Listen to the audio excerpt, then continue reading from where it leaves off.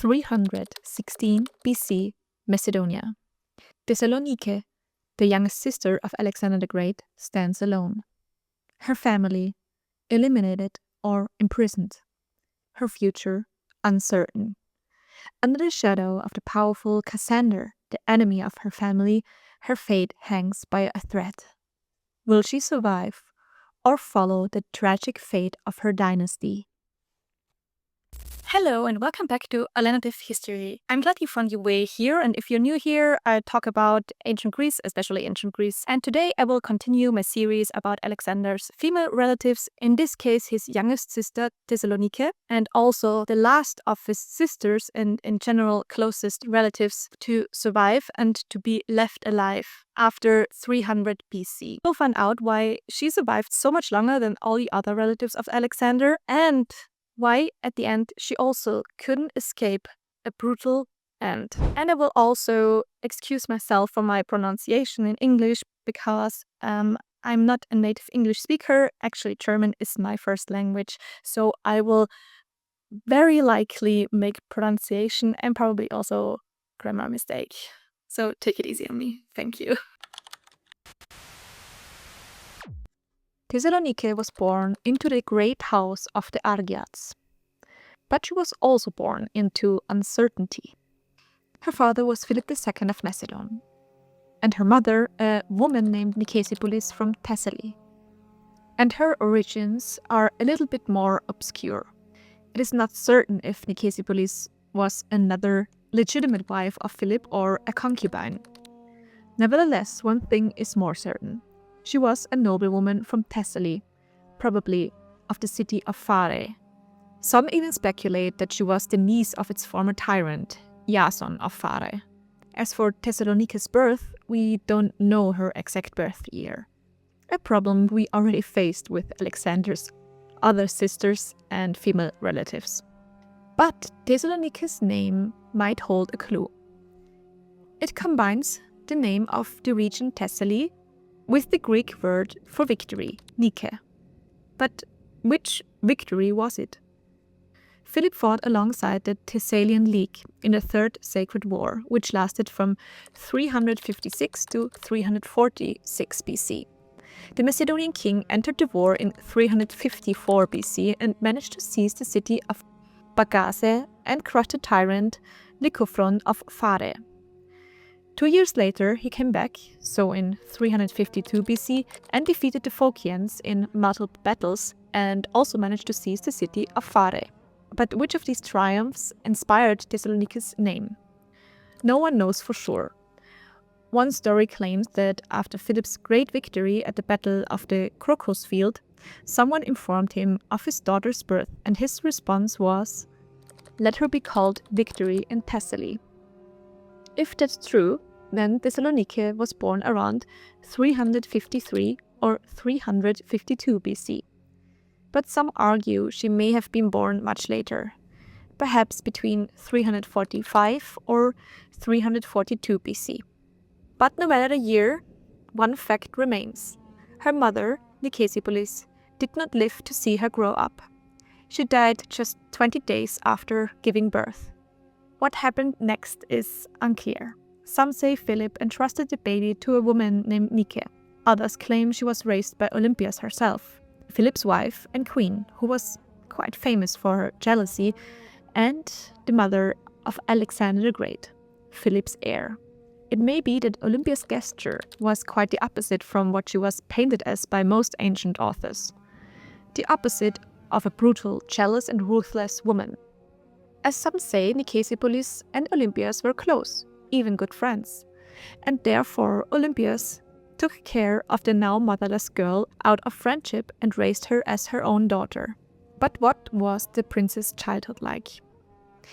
We know almost nothing, just as we know little about her siblings' early years.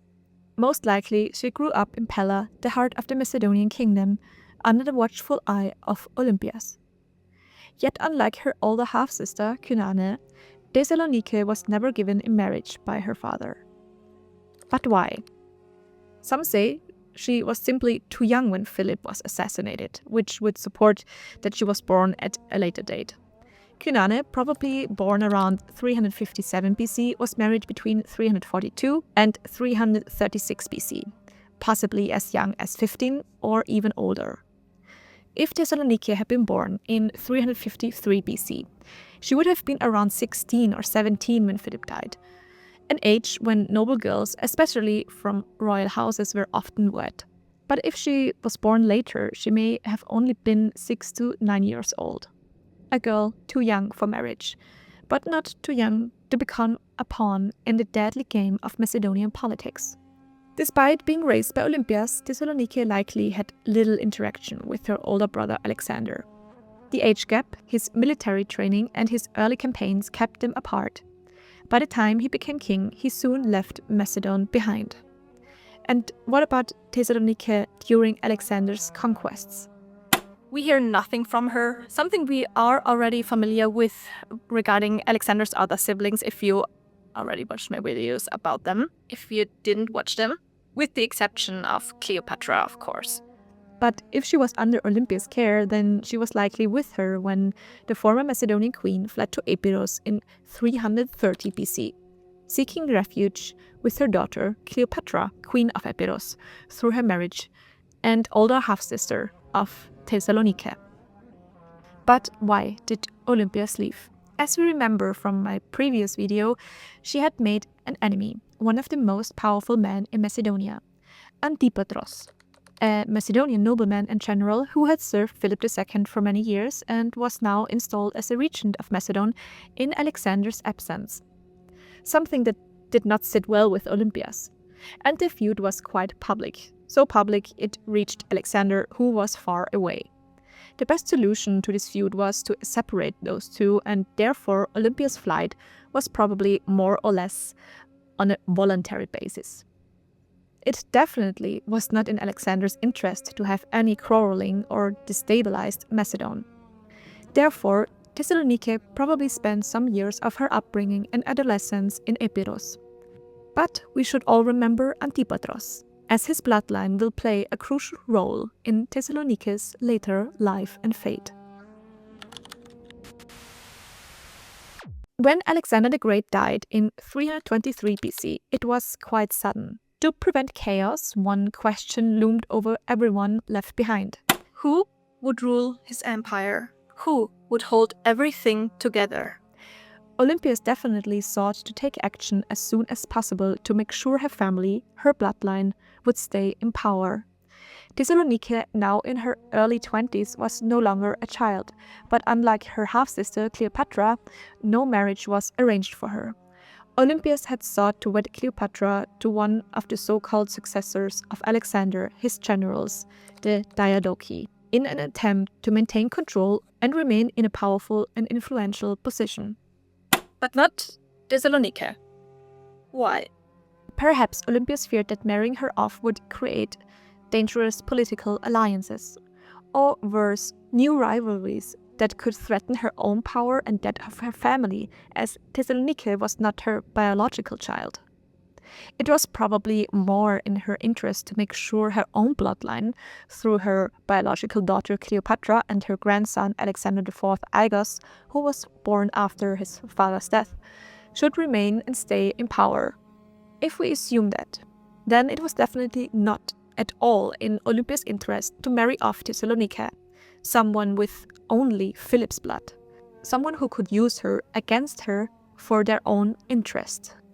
Let's not forget, marriage was politics in the ancient world, especially for the elite. And by Macedonian standards, Thessalonike was already considered quite old for a first marriage.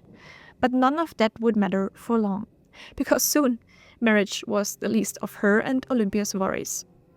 The wars of the Diadochi had begun.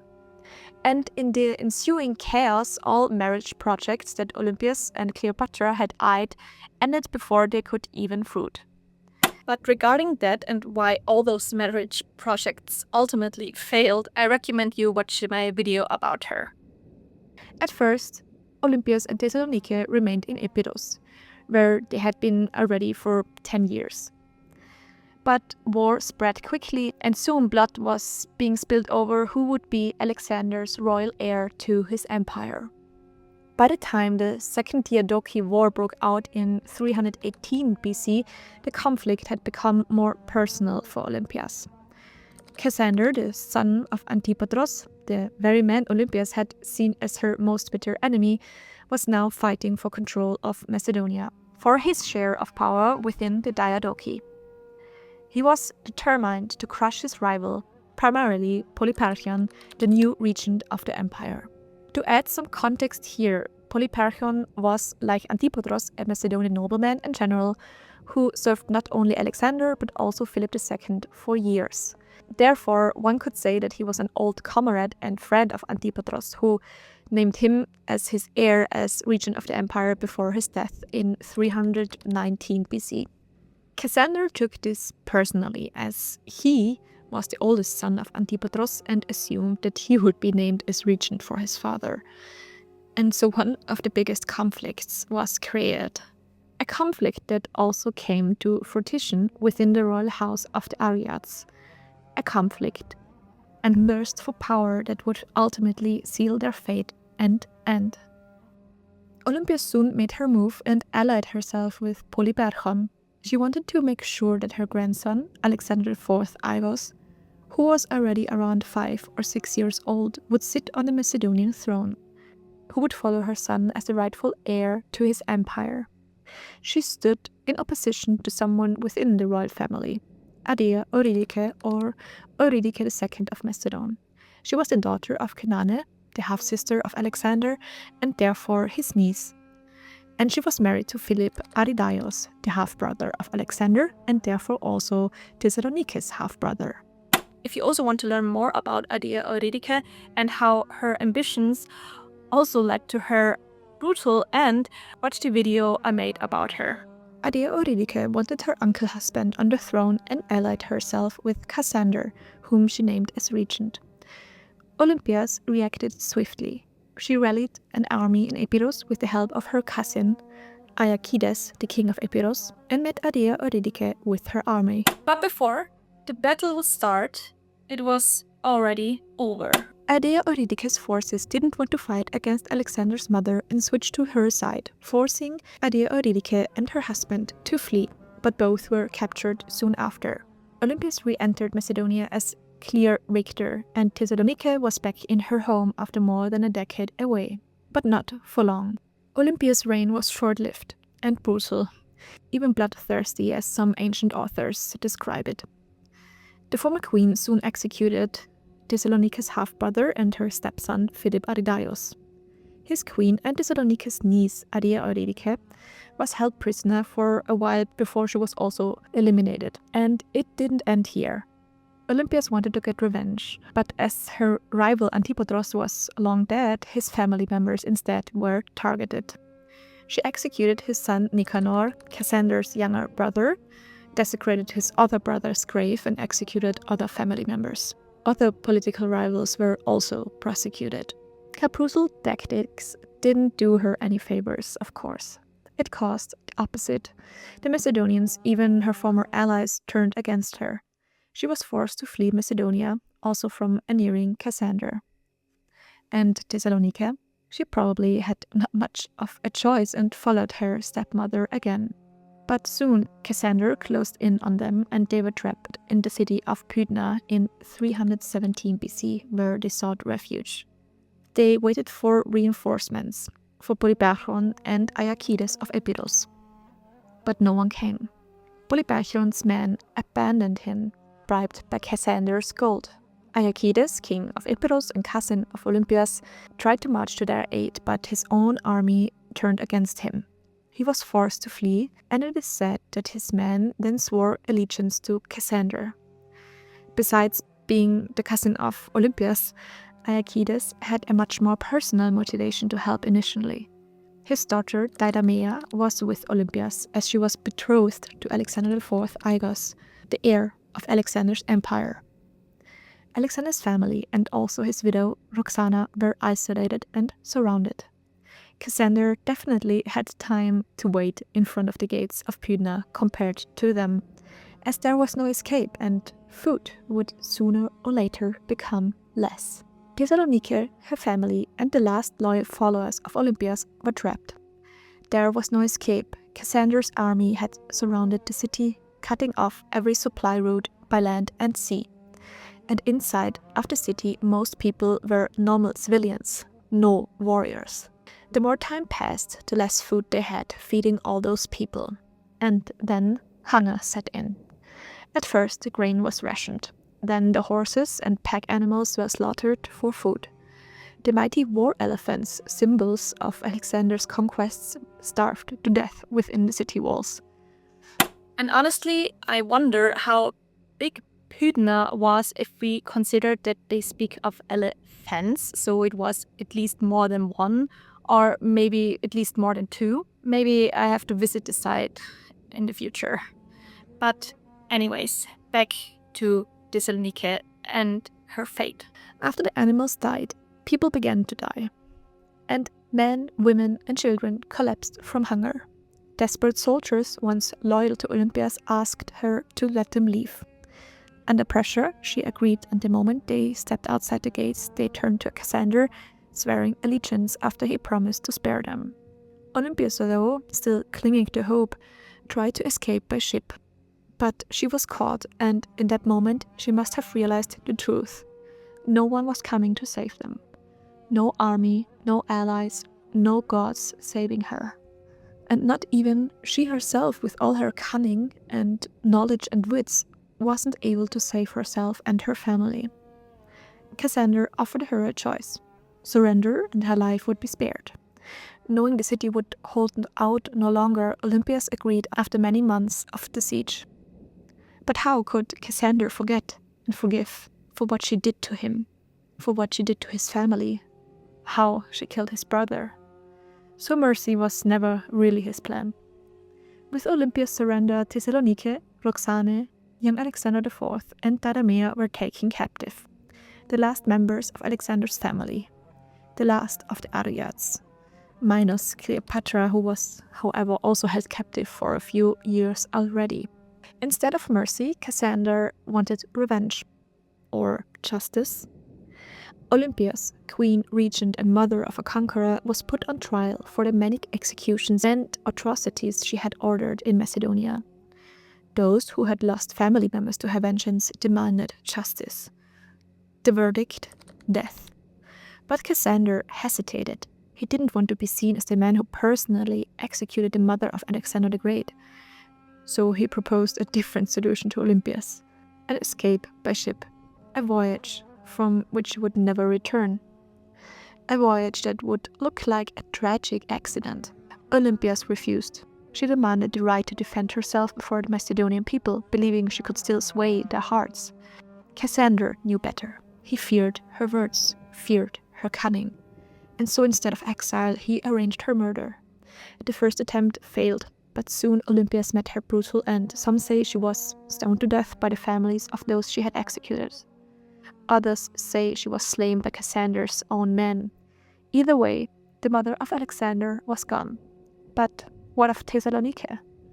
She was now one of the two surviving children of Philip II and the only surviving child of his in Cassander's grip.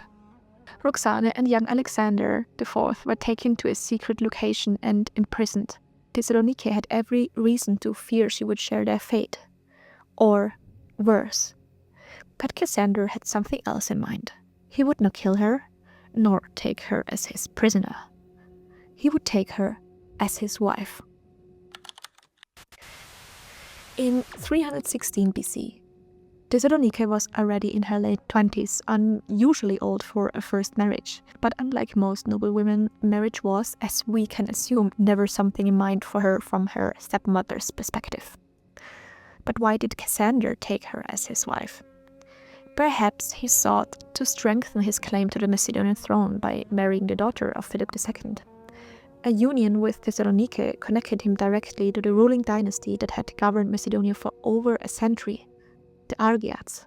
But some historians assume she was maybe not his first choice. Some historians believe that Cassander originally wanted Cleopatra, the full-blooded sister of Alexander the Great. However, like explained before, she was also imprisoned. And She had been under house arrest for many years in Sardis, controlled by the rival general and Diodor Antigonos. So for Cassander, she was out of reach. Others argue that Thessalonike was Cassander's preferred choice, as she was more directly linked to Philip II, perhaps making her as strong a symbol for legitimacy than Cleopatra, in his eyes. Either way, Thessalonike became his wife.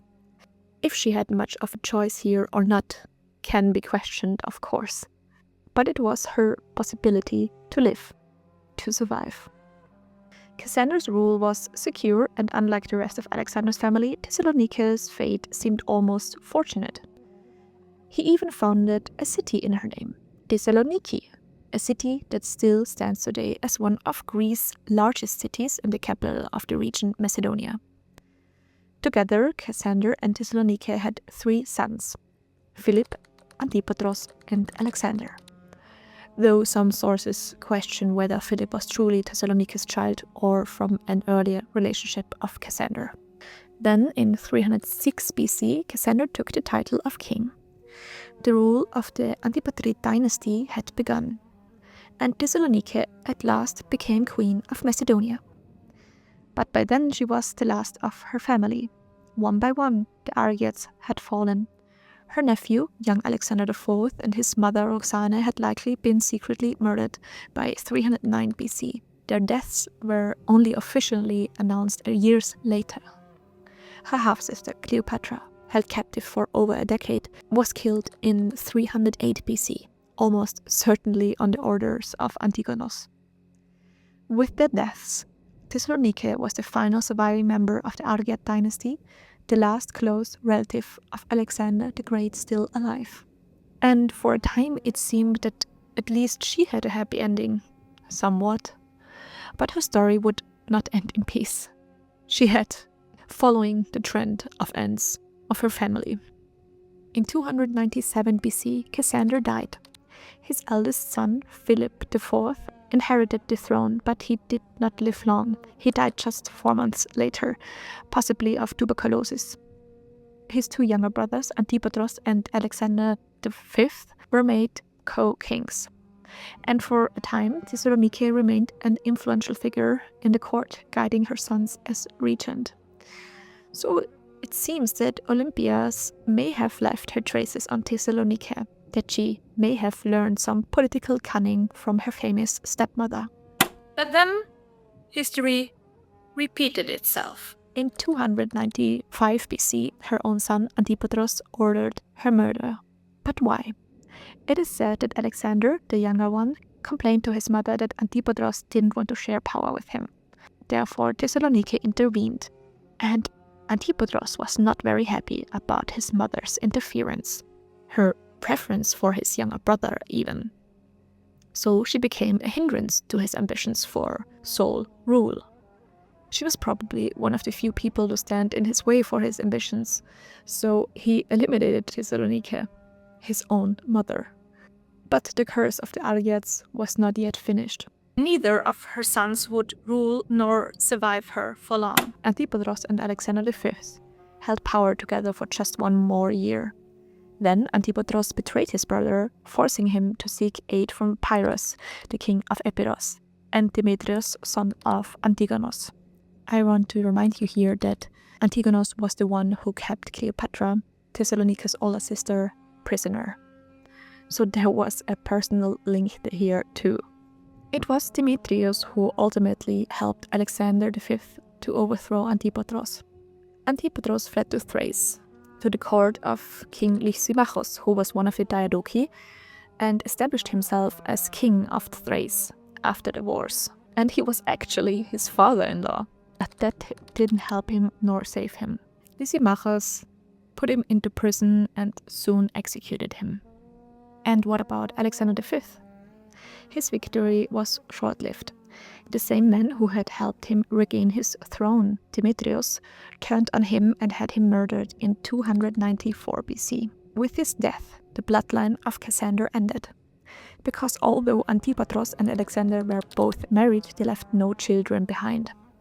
And with their deaths, the last remnants of the Argead dynasty were gone. and the short-lived Antipatrid dynasty was also done. The house of Philip II and Alexander the Great had fallen. The empire his father built, the world he conquered, the dynasty that ruled over a century, was gone. Thessalonike, the last of her name, had lived long enough to see it all come crashing down. And in the end, her greatest enemy was not war, not politics, but her own blood. If you managed to watch this whole video until now, I'm very thankful to you, and I would be very, very glad if you could give me a follow and a like, and also share my video to help me gain a little bit more following and help this channel grow. And I have already, like I said before, covered Alexander's other sisters and female relatives, so if you're interested in them, watch my videos about her, and of course also follow me on Instagram. I cover ancient topics almost every week. I think now it's every 2 weeks, but I would also be very happy if you give me a follow there and read into a much more ancient history, ancient Greek history stuff.